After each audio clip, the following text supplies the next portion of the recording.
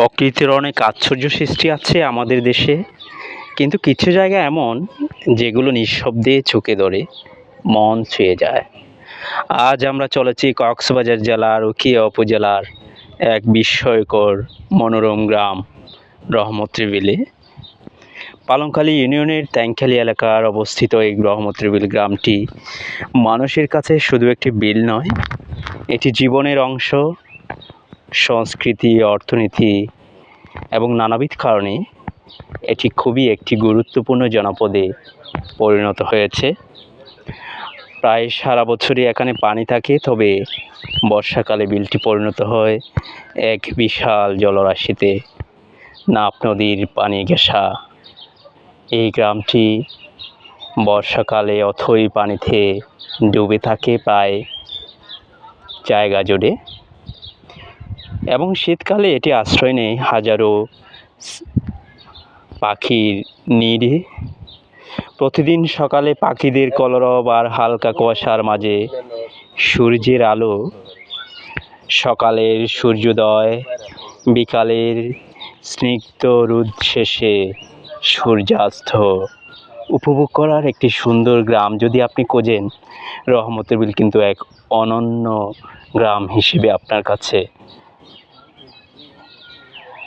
আপনার মনের নীড়ে জায়গা করে নেবে। এটি এক অপার্থিব দৃশ্যের সৃষ্টি করে।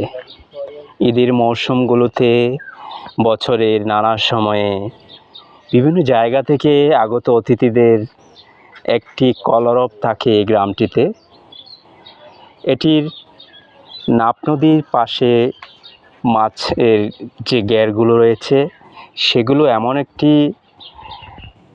প্রাকৃতিক সৌন্দর্য সৃষ্টি করেছে, যেখানে নৌকার চলাচল এবং মাছ ধরা নৌকার চলাচল থেকে সব কিছুই এখানে বহমান থাকে। তাই এই গ্রামটির একটি আলাদা আকর্ষণ রয়েছে।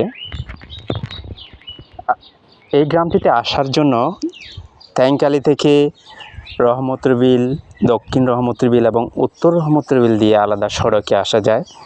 পাশাপাশি দাবনখালীর নতুন নির্মিত রাস্তা দিয়েও ডিসি রুট হয়ে রহমতের বিলের ঠিক নাফ নদীর ঘেঁষা নদীগুলোতে আপনি সহজেই আসতে পারেন। এখানে দেখা মেলে দেশি পাখির পাশাপাশি সাইবেরিয়া, হিমালয়ের পাদদেশ থেকে আসা শীত প্রবাসী পাখি, মাছ, জলজ উদ্ভিদ, নানা ধরনের ছোট পাখির আশ্রয়স্থল এই বিল। মুরব্বীদের কাছ থেকে শোনা,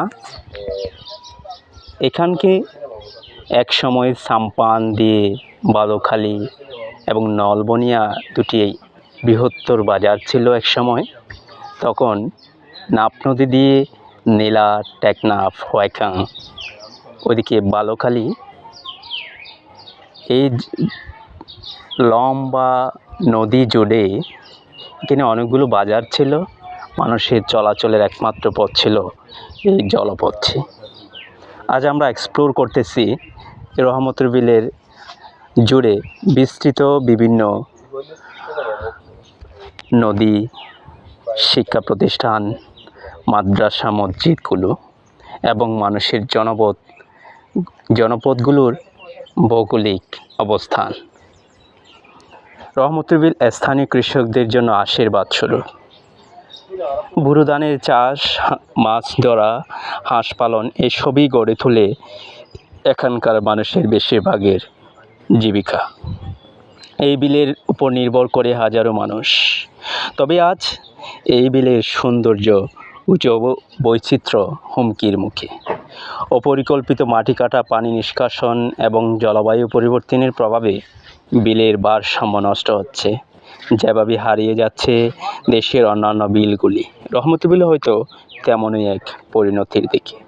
আমাদের দায়িত্ব এমন এক জায়গাকে রক্ষা করা যেখানে মানুষ আর প্রকৃতি মিলেমিশে থাকে।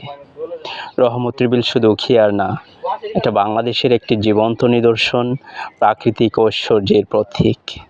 প্রকৃতি কথা বলে, রহমতের বিলও আমাদের সাথে কথা বলে, নদীর কণ্ঠে, পাখির ডাকে, কৃষকের গ্রামে। আসুন আমরা একসাথে এই অপরূপ জলাভূমিকে বাঁচিয়ে রাখি ভবিষ্যৎ প্রজন্মের জন্য। ভালো থাকবেন। এক্সপ্লোর কক্সবাজারের সাথে থাকুন এবং আমাদেরকে আরও উপভোগ করুন। ধন্যবাদ সকল দর্শক শ্রোতাকে।